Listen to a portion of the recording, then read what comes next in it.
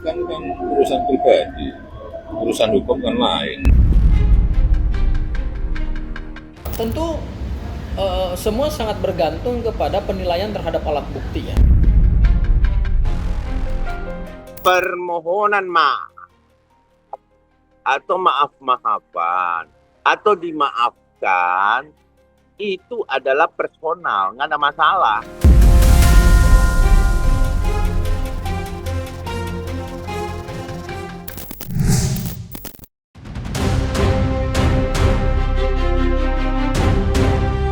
Troy Suryo CS belum berhenti melakukan perlawanan atas status tersangka yang disandangnya. Selain menggugat pasal-pasal yang dianggap bermasalah ke Mahkamah Konstitusi, Troy Suryo CS juga memaksimalkan haknya sebagai tersangka dengan menghadirkan berbagai saksi dan saksi ahli. Seperti belum lama ini, Troy Suryo CS menghadirkan 3 tokoh nasional sebagai ahli di Polda Metro Jaya 1, diantaranya ialah mantan Wakapolri, Komjen Purnawirawan Ugroseno. Sehari setelah menghadirkan 3 ahli di Polda Metro Jaya, kubu Roy Suryo kembali mendatangi Polda Metro Jaya dengan membawa surat yang berisi surat permohonan penghentian kasus atau SP3. Bagi kubu Roy Suryo, kasus yang membuatnya menjadi tersangka syarat dengan kejanggalan sebagaimana diterangkan ketiga ahli dalam pemeriksaan kemarin. Desakan dikeluarkannya surat penghentian penyidikan atau SP3 mendapat tanggapan keras dari kubu Jokowi, salah satunya dari tim hukum Jokowi, Ade Darmawan. Lantas apa kata Ade terkait desakan SP3 dari kubu Roy Suryo? Ya, jadi kita harus pahami bahwa kasus ini sudah sangat berlangsung lama sekali dari 1 tahun yang lalu ya. Bahwa ini buying time-nya luar biasa sekali dan ini masih panjang. Tetapi kalau dikatakan bahwa akan tidak akan naik di pengadilan, yang pertama saya menyampaikan kepada publik bahwa tidak ada satu orang pun ya dan dasar hukum apapun kalau itu tidak dihentikan ya, meninggal dunia, SP3, restoratif justice, dan lain sebagainya, yang diizinkan oleh undang-undang, kemudian tiba-tiba kita mengatakan kepada publik bahwa saya yakin betul bahwa ini tidak akan naik ke pengadilan. Nah, ini prematur. Prematur dalam artian seorang pengacara atau advokat atau lawyer atau penasehat hukum dari para tersangka ini kan bukan hakim. Bukan jaksa dan juga bukan polisi. Jadi penyidik di sini dalam artian Kepolisian Negara Republik Indonesia itu memiliki tugas fungsi dan tupoksinya jelas bahwa pemeriksaan sudah selesai maka dia harus mengirimkan berkas dimulai dari tahapan tahap 1 atau mengirim berkas perkara ke jaksa peneliti. Sehingga itu kalau bisa dilengkapi, tidak ada alasan untuk tidak lanjut ke pengadilan. Pasti kita pengen kan ekspresinya. Mengedepankan estetika Kan dokter sampaikan. jelas tadi mendengar kan. Tentu semua sangat bergantung kepada penilaian terhadap alat bukti ya. Dan yang menilai alat bukti itu adalah kami berharap setelah penyidik merampungkan semua alat bukti, kemudian dia limpahkan kembali tahap 1 untuk yang kedua kali di jaksa peneliti berkas, ya semua diserahkan kepada jaksa gitu ya.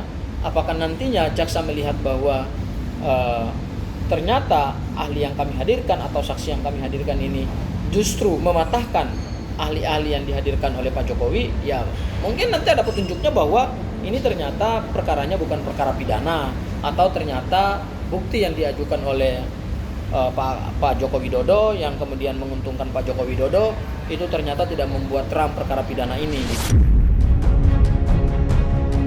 Meski relawan Jokowi yang tergabung dalam Aliansi Gerakan Indonesia Raya menolak adanya perdamaian serta mengkritik keras desakan kubu Roy Suryo yang meminta surat penghentian penyidikan, pernyataan berbeda keluar dari mantan Presiden Jokowi yang mengaku memaafkan ketiga tersangka, yakni Roy Suryo, Trismon, dan Dr. Tifa. Namun demikian, upaya hukum terus berjalan. Sontak pernyataan Jokowi yang memaaskan para tersangka menuai beragam tanggapan. Tidak sedikit yang menafsirkan jika Jokowi siap membuka pintu dialog dalam rangka menuju perdamaian sebagaimana yang dulu ia dan Egy Sujana lakukan dalam pertemuannya di Solo. Dari pernyataan Jokowi yang anggap multitafsir tersebut, kini publik bertanya, akankah Jokowi membuka pintu dialog dengan Roy Suryo CS untuk diadakannya restoratif justice? Dan apa tata pendukung Jokowi dan kubu Roy Suryo sendiri terkait pernyataan Jokowi tersebut? Kalau maaf itu urusan pribadi lah, saya kira nggak ada masalah. Maafkan kan urusan pribadi, urusan hukum kan lain. Misal mereka datang seperti Egy Sujana ke kediaman, Kan misal. Tahapan restoratif justice. Nah, ini kesepakatan dikaji dari kedua belah pihak. Ada indikator-indikator terhadap pengajuan tersebut. Jadi ini kami kembalikan kepada pihak pelapor dan terlapor. Hasilnya akan diterima oleh penyidik Polda Metro Jaya. Jadi keputusan untuk melaksanakan RJ perdamaian itu antara kedua belah pihak, pelapor dan terlapor. Ya justru kami memang melihat bahwa sebetulnya yang menginginkan perdamaian dan restoratif justice ini justru dari kubu sebelah. Ya, seharusnya Pak Jokowi kalau mau terus jalan dengan perkara hukum ini ya nggak perlu lagi mengatakan demikian gitu, ya kan? Artinya kami melihat bahwa Pak Jokowi justru masih membuka pintu untuk dilakukan restoratif justice. Ini menurut kami adalah satu keanehan. Justru di dalam satu proses perkara pidana yang biasanya memohonkan restoratif justice itu kan pelaku atau seseorang yang disebut sebagai tersangka, bukan korban. Korban itu kan sifatnya pasif. Tapi dalam perkara ini kok Pak Jokowi masih terus membuka peluang membuka peluang gitu. Ya gini aja kalau menurut kami ya. Kalau Pak Jokowi memang belum siap dan tidak siap untuk menghadapi proses persidangan ini nantinya diper-21kan oleh jaksa, ya sudah cabut aja laporannya gitu loh. Permohonan maaf atau maaf-maafan atau dimaafkan itu adalah personal, nggak ada masalah. Pak Jokowi bisa, Insinyur Haji Joko Widodo bisa memaafkan ataupun memberikan maaf ataupun ada permohonan maaf. Nah, itu adalah satu hal yang bersifat personal ya.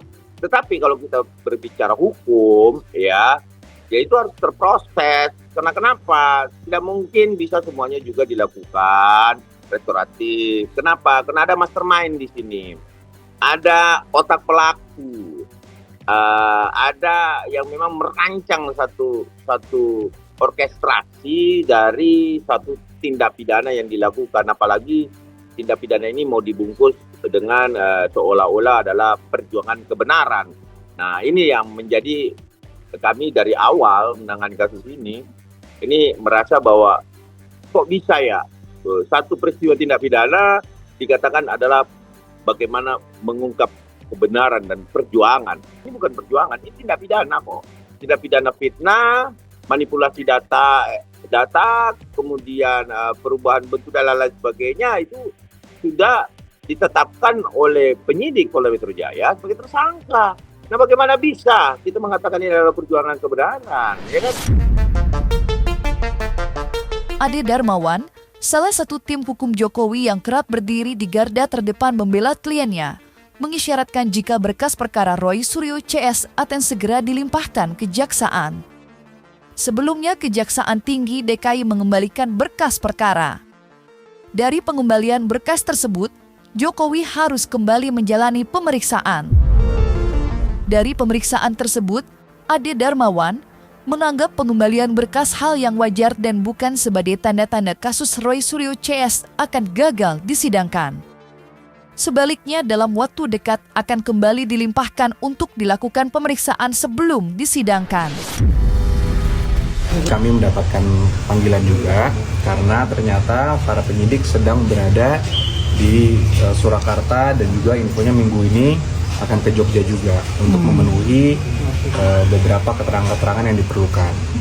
Nah, tadi itu mungkin totalnya ada sekitar 10 pertanyaan ya, 10 pertanyaan.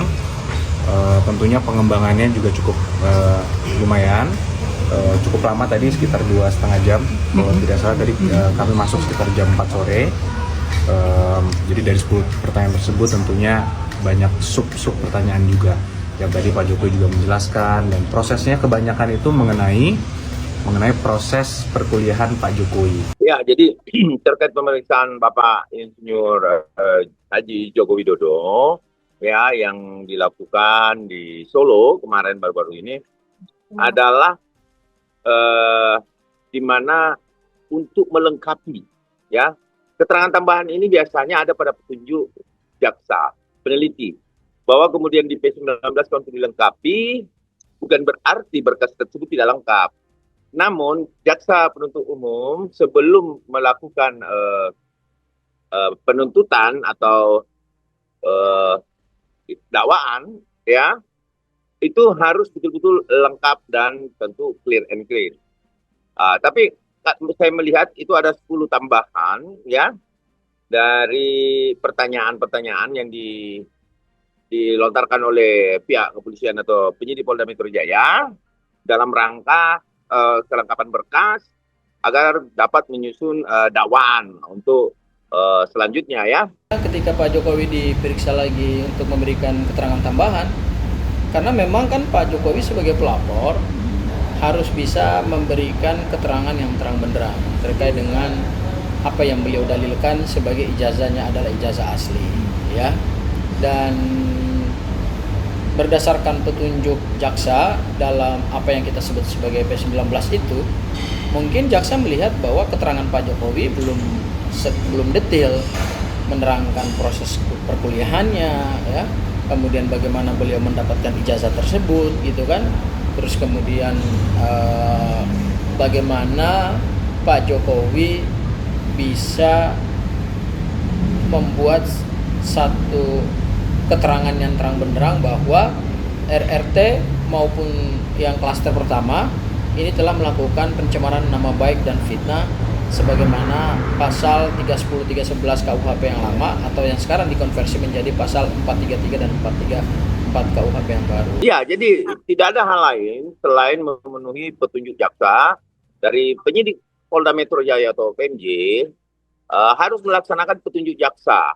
Nah, apabila dapat dipenuhi, maka akan dikirim kembali. Kami sih melihat mungkin sepekan lagi ya, karena udah mau rampung pemeriksaan dari saksi-saksi. Saya rasa sebentar lagi itu selesai. Kami mengharap 1 minggu Ramadan ya, mungkin sudah bisa P21. Semua tersangka siap fight gitu dalam proses persidangan untuk membuktikan bahwa ijazah yang dipegang oleh Pak Joko Widodo berdasarkan hasil penelitian mereka itu adalah ijazah yang tidak sah dan itu diduga adalah ijazah palsu. Polemik surat penghentian penyidikan atau SP3 yang dikeluarkan Polda Metro Jaya untuk 2 tersangka, Egy Sujana dan Damai Haryalubis menuai berbagai macam kritik, salah satunya datang dari mantan Wakapolri, Ugroseno, yang menyebut penghentian penyidikan atau SP3 terhadap Egy dan Damai syarat dengan kejanggalan dan menunjukkan ketidakprofesionalan para penyidik. Dari polemik itu, Ugroseno meminta kasus Roy Suryo CS yang kini namanya ditetapkan menjadi tersangka juga siokianya ikut mendapat SP3. Pernyataan keras Ugroseno disampaikan usai menjadi saksi ahli untuk kubu Roy Suryo di Polda Metro Jaya. Menanggapi pernyataan Ugroseno, pendukung Jokowi melalui tim hukumnya bereaksi keras dengan melemparkan kritik tajam terhadap Ugroseno yang dianggapnya telah menodai marwah institusi yang telah membesarkan namanya. Dan seperti inilah senitnya polemik kasus dugaan ijazah palsu yang kini melebar menyeret banyak pihak hingga ikut bersuara. Ugroseno itu ya menyatakan ada satu pernyataan Ugroseno yang kami tidak sepakati. Menurut pendapat saya bahwa ini sangat menggelikan dan lucu, menggelitik. Bahwa ijazah yang disita itu adalah hasil kejahatan. Itu yang pertama. bahwa ungkapan seperti ini kontradiktif sekali dengan profesi beliau dulu sebagai sebagai polisi ya, berpangkat komisaris jenderal. Itu yang pertama. Yang kedua, di dalam PP Purnawirawan Polri, organisasi Purnawirawan Polri, ya jelas dikatakan di situ ada etika juga, bahwa tidak boleh kontradiktif di situ dan harus menjaga kehormatan lembaga kepolisian serta memberikan arahan-arahan yang positif tentunya. Bahwa kemudian yang dilakukan teman-teman ini ya itu sudah due process of law. Terus kemudian ungkapan inilah yang saya anggap justru hal yang tidak mendasar. Semoga dengan yang kejadian terakhir yaitu SP3 Saudara Egy Sujana dan Saudara Damai Hari Lubis ya, itu secara tersurat dan tersirat ya, karena mereka melaporkan ya, 4 orang melaporkan 8 orang, berarti penghentian penyidikan juga harusnya diberikan kepada seluruh yang dilaporkan oleh Pak Jokowi dan kawan-kawan tadi. Jadi tidak bisa diambil sendiri 2 orang di SP3 yang lain tidak. Ya. Karena penghentian penyidikan itu walaupun dikaitkan dengan restoratif justice, ya, itu alasannya juga harus jelas. Ya. Saya tidak mengkritisi ke arah apa dasar penghentian penyidikan, tapi selalu dikatakan dengan RJ.